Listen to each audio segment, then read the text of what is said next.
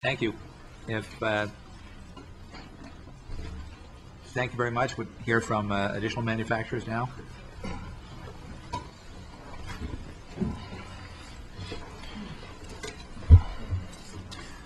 My name is Mark Malkowski. I am president and owner of Stag Arms Rifle Manufacturing Company based in New Britain, Connecticut. I was born in New Britain. My father started his business in New Britain, and 10 years ago I followed in his footsteps and began my business there too. I started Stag Arms with the idea of offering a solution for the left-handed shooter. For many years, we had modern sporting rifles that would only eject to the right, so I came up with something that would eject to the left. Today we are one of the world's largest manufacturers of the modern sporting rifle in the country. I've been around manufacturing my whole life. I remember when New Britain was all manufacturing. But in the last 15 years, I've seen more and more jobs go overseas and more residents looking for work. We're not the manufacturing city we once were. We have a great workforce. The companies that have left behind talented craftsmen that have made it possible for us to create such a high-quality product. Stag Arms is proud to make 98% of its rifle components right here in Connecticut. When you buy one of our rifles, you're supporting the state of Connecticut and its employees. Our employees are all local, all live in the state, and most of them live right in New Britain. For years, firearms manufacturing in New Britain has been strong for business. When we started, we just had a small space in one building and a handful of employees. But with demand, we've since been able to purchase buildings, expand buildings, and we're looking to grow even more. Today, our family-owned business occupies 4 factories in the city and employs nearly 200 people. I couldn't imagine doing it anywhere else. Only in a city like ours can you have all your vendors in such close proximity. We can yell down the street to our plater. We can walk next door to pick up newly manufactured parts and have drivers deliver them not even a mile down the road. We're currently working at filling over a year's worth of back orders and plans to invest more into the city by hiring, expanding, and purchasing more equipment. We indirectly employ thousands of people throughout our city. As an example, just last year, Stag Arms spent almost $13 million just in the city of New Britain and $17 million in the state of Connecticut, supporting 70 of our Connecticut vendors, made up of machine shops, plating houses, printers, and other small businesses. Many of these businesses have been in trouble. As they saw more and more of the aerospace industry leave the state, they might not still be open if it wasn't for some of the work that they've acquired from us. In many cases, we make up more than 50% of their business. When it comes to manufacturing, and especially in Connecticut, we as an industry have an enormous footprint. A major benefit to having vendors so local is that it becomes more than just a business relationship with them. You see these people at stores, restaurants, and community events. You meet their families and discuss what's happening in the city. Many of them call me at home just to discuss what the future will hold for us.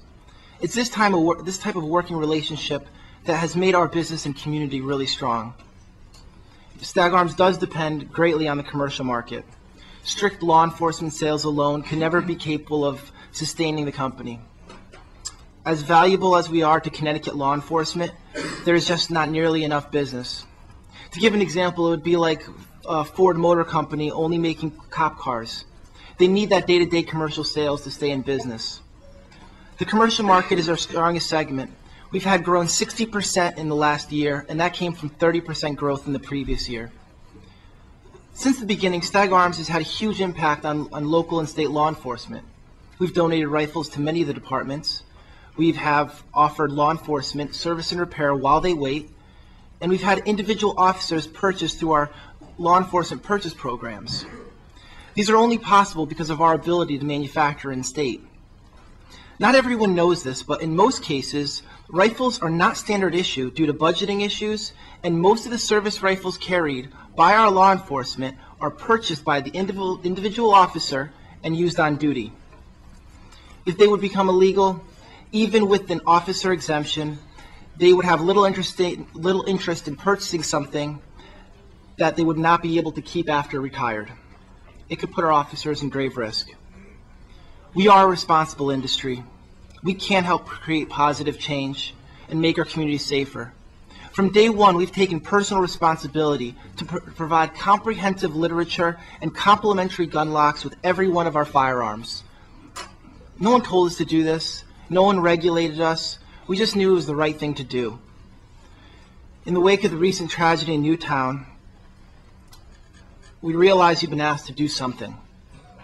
But we must do it with fact and not just emotion. Before we lose thousands of jobs and millions in state revenue, put law enforcement officers at risk, let's look at what's been the common denominator for the recent violence where firearms were used, and that's unauthorized access. Bans have never been successful. If you look at what is done in Chicago and Washington, D.C., it's a clear indication of what happens. They only introduce black markets and turn honest citizens into felons. Unauthorized access to firearms needs to be our first focus. Expanding safety campaigns to secure firearms, improvements to our national instant criminal background check system, and increased punishment for criminals illegally possessing firearms. Those are the things that will prevent unauthorized use and still allow honest citizens to protect their homes and their families. In closing, please take your time, look at all of the look at all the options, weigh all of the impacts, and know that the firearm industry in Connecticut, with its deep roots in the states, can help with a solution if we're given the opportunity. Thank you. Thank you. Thank you.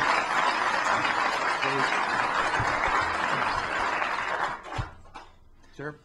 Good morning.